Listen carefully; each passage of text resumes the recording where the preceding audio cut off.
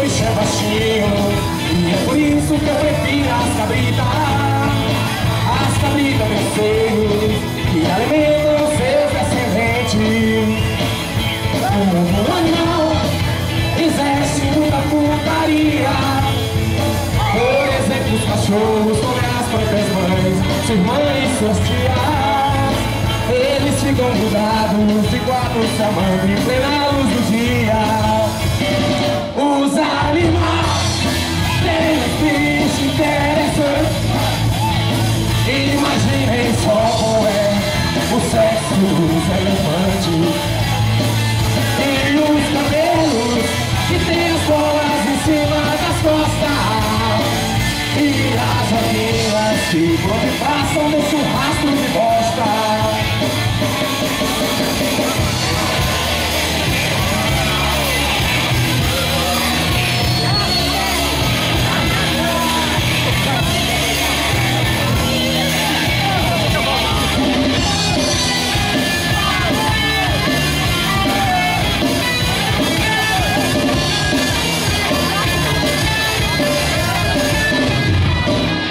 Mas quando eu morro, por incrível que pareça, ficam sobrevoando com seu voando em nossas cabeças. Daí vem a rajada de sua bazucana. Já tem bomba com mira laser, o tiro sai sempre fatal.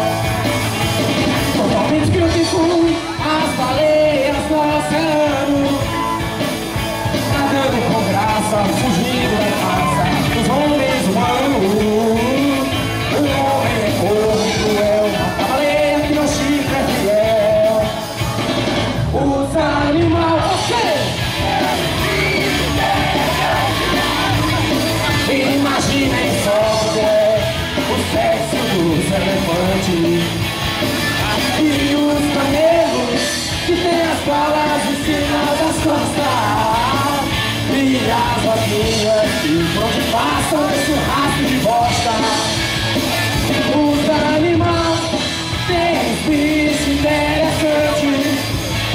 Imagine o tamanho que é o bicho de um elefante.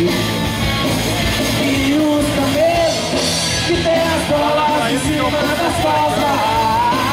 E as vaquinhas que por onde passam